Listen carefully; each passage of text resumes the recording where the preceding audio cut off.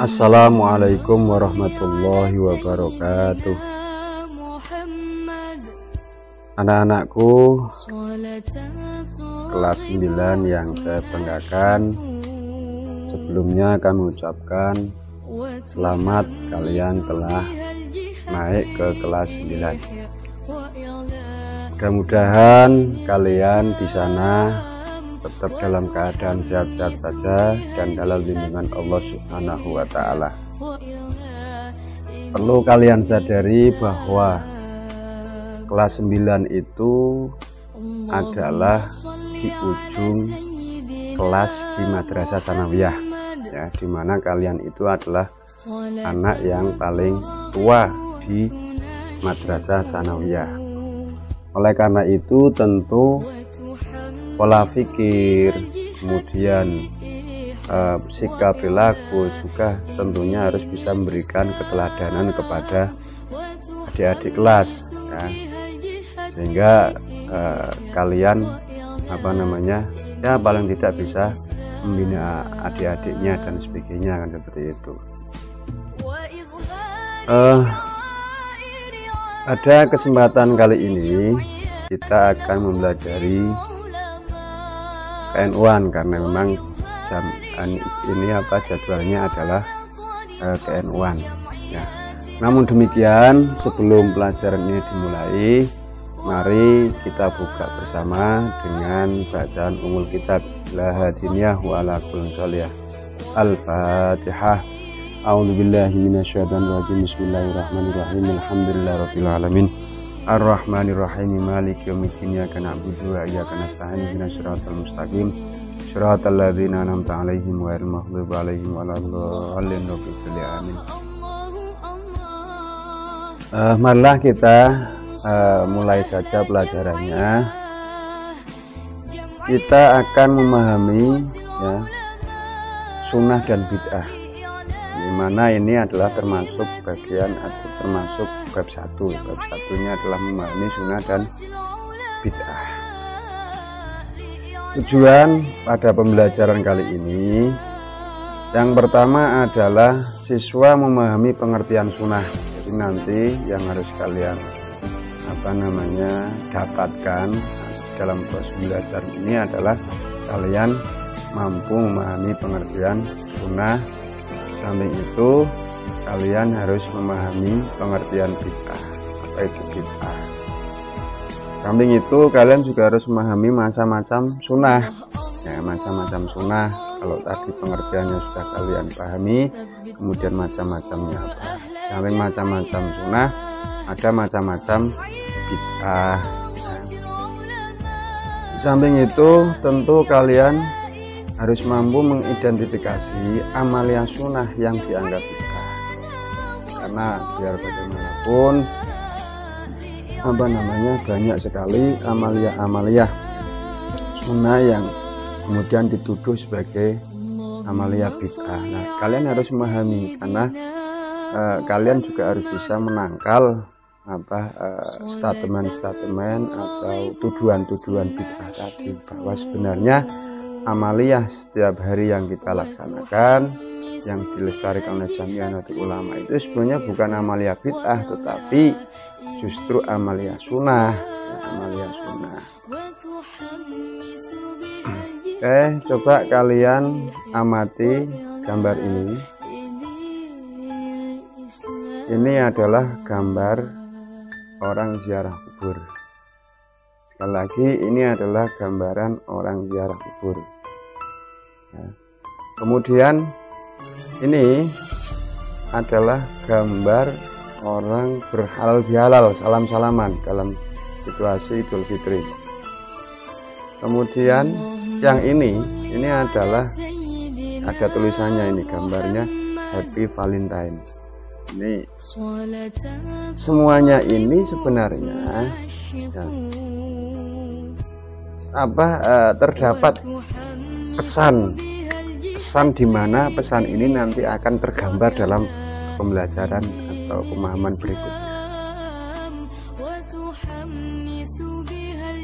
Apa itu sunnah? Kemudian kita akan membahas apa itu sunnah. Sunnah menurut bahasa adalah jalan atau perilaku baik terpuji maupun tercela. Nah, itu namanya sunnah. Jadi yang namanya sunnah itu menurut bahasa adalah jalan atau perilaku baik terpuji maupun tercela. Jadi perilaku itu ya disebut dengan sunnah. Bagaimana sabda Rasulullah, man sanna fil islami sunnatan hasanatan falahu ajruha wa ajru man amila biha ba'dahu min ghairi ayyam qusa min ujurihim syai'un wa man sanna fil islami sunnatan sayyi'atan kana alaihi wizruha wizrun man amila biha min ba'dihi min ghairi ayyam qusu min ghairi ayyam qusa min ghairi ayyam qusa min auzarihim syai'un. Artinya barang siapa yang mengerjakan dalam Islam sunnah yang baik, maka ia mendapatkan pahalanya dan pahala orang yang mengikutinya tanpa mengurangi pahala orang yang mengikutinya sedikit pun.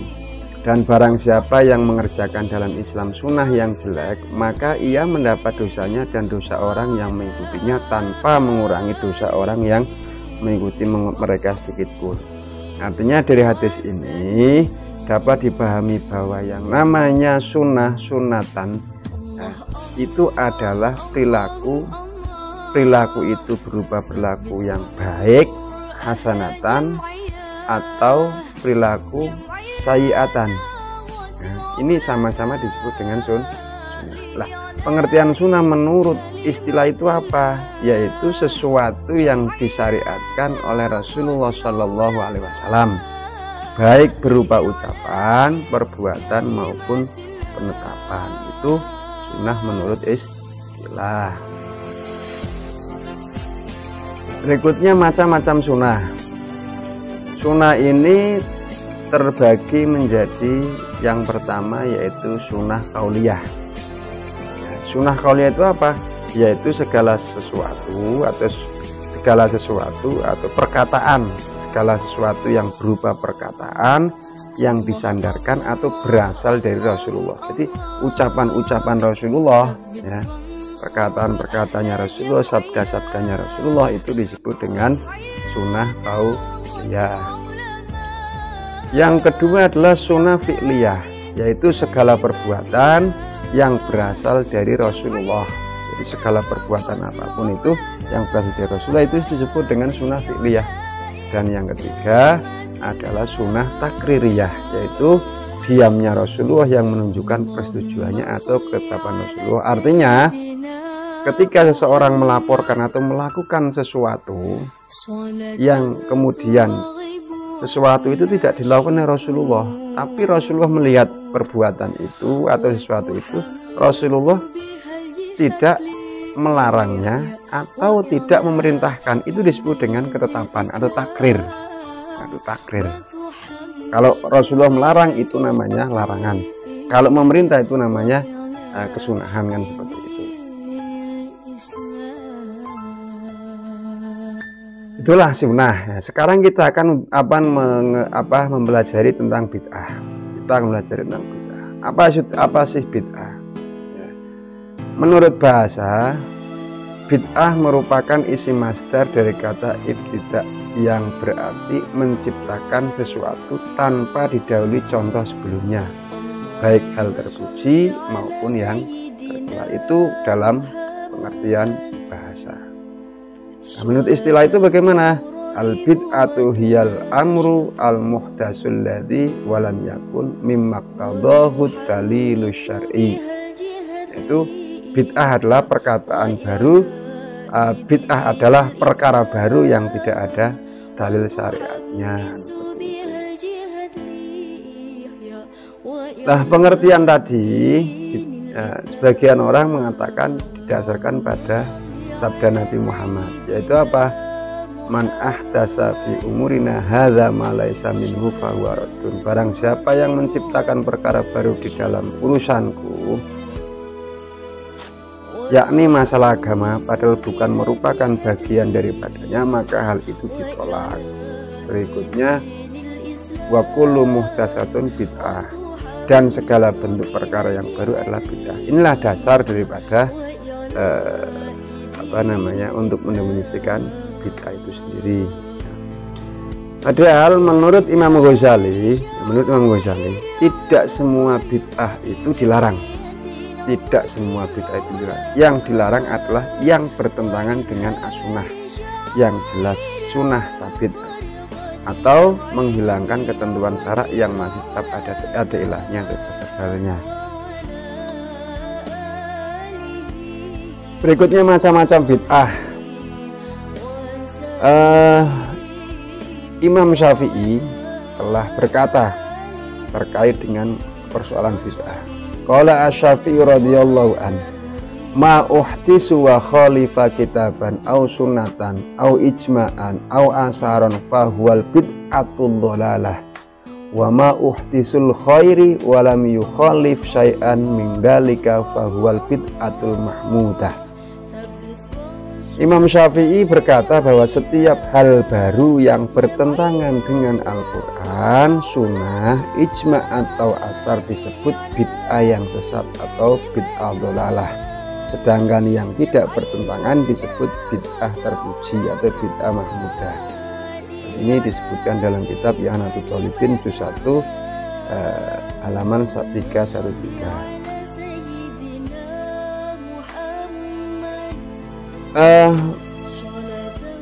Pertama adalah bid'ah dhalalah, sebagaimana tadi sudah diungkapkan atau diucapkan oleh Imam Syafi'i. Yang disebut dengan bid'ah dhalalah itu apa? Yaitu setiap hal baru yang bertentangan dengan Al-Quran, sunnah, ijma' atau asar. Jadi yang dhalalah itu yang justru bertentangan. Kemudian yang berikutnya adalah bid'ah mahmudah atau bid'ah yang terpuji, yaitu setiap hal baru yang tidak bertentangan dengan Al-Quran, sunnah, ijma' atau asar. Artinya ya, setiap hal baru ya, yang pada saat di zaman Rasulullah tidak ditemukan dalam bentuknya, sekali lagi tidak ditemukan dalam bentuknya, tetapi tidak bertentangan dengan Al-Quran, sunnah, ijma' dan asarus sahabat, maka meskipun itu bid'ah, itu termasuk bid'ah mahmudah. Bid'ah mahmudah sendiri ya, itu terkadang bisa menjadi wajibah, mahmudah yang wajibah atau wajib. Misalkan apa? Sebagian ulama berpendapat bahwa qala ulama al bid'atu khamsatu aqsamin, wajibatun wa mandhubatun wa muharramatun wa makruhatun wa mubahatun. Bid'ah itu para ulama berkata bid'ah terbagi menjadi 5 macam, yaitu wajibah, mandubah, muharramah, makruhah, dan mubahah. Tercantum dalam kitab Syarah Nawawi ala Muslim.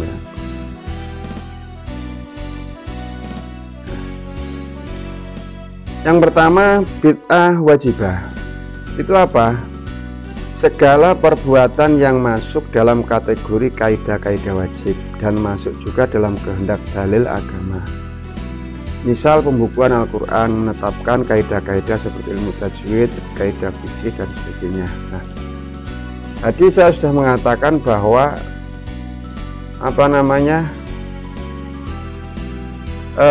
setiap hal baru yang tidak bertentangan dengan Al-Quran, sunnah, ijma' ataupun asar itu disebut dengan bid'ah mahmudah.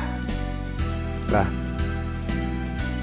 bid'ah mahmudah ini ya, bid'ah mahmudah ini bisa menjadi wajibah, manakala memang dibutuhkan sekali oleh masyarakat, terutama umat Islam.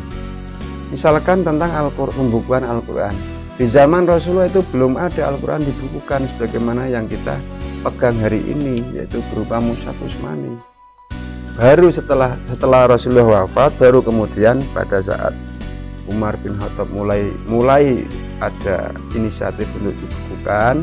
Kemudian pada zaman Utsman bin Affan kemudian dibukukan yang kedua, itu yang sekarang kemudian kita kenal atau dilestarikan dengan mushaf Utsmani. Yang kita kenal itu, yang kita baca setiap hari itu adalah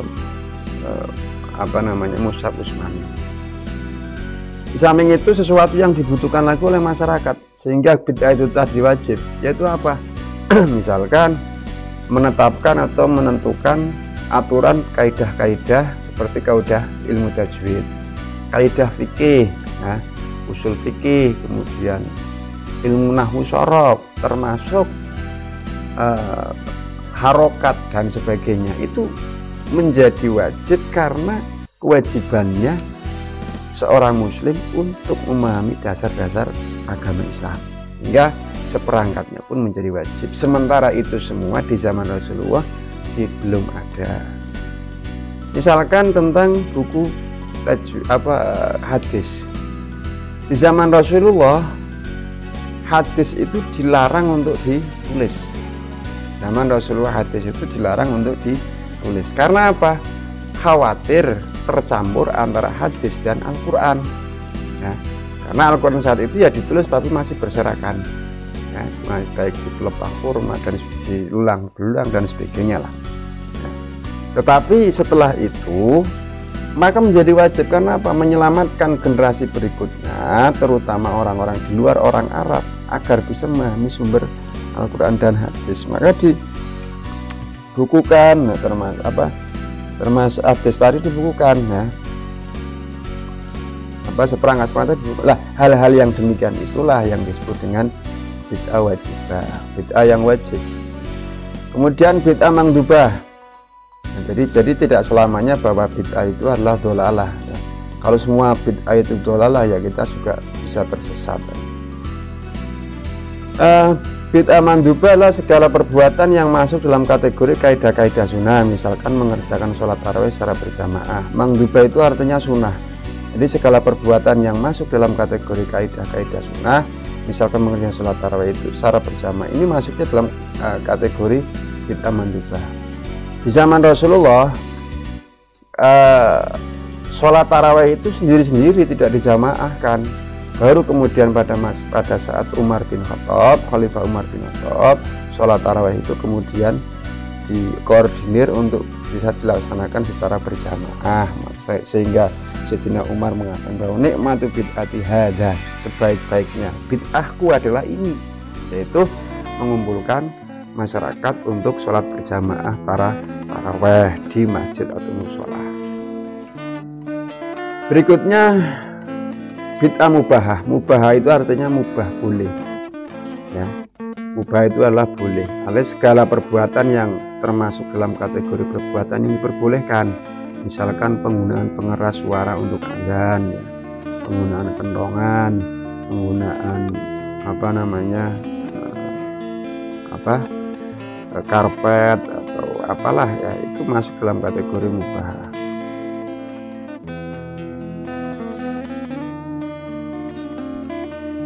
Berikutnya adalah bid'ah makruhah. Bid'ah makruhah adalah segala pekerjaan yang termasuk ke dalam kategori perbuatan yang dibenci. Nah, makruhah itu yang dibenci. Misalnya menambah-nambahi perbuatan sunnah yang sudah ada batasannya, ya. Misalkan menambah-nambah perbuatan sunnah yang sudah ada batasannya. Misalkan menghiasi masjid yang berlebihan sehingga mengganggu konsentrasi ibadah. Nah, jadi sesuatu yang berlebihan itu kan dibenci, nah, tapi tidak sampai pada taraf haram.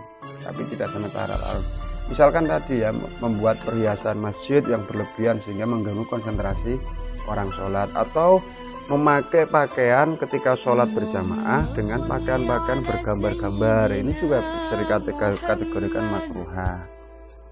Kemudian bid'ah muharraman. Muharramah adalah segala perbuatan yang termasuk kategori diharamkan, seperti melakukan perbuatan-perbuatan yang bertentangan dengan ajaran Islam, seperti itu.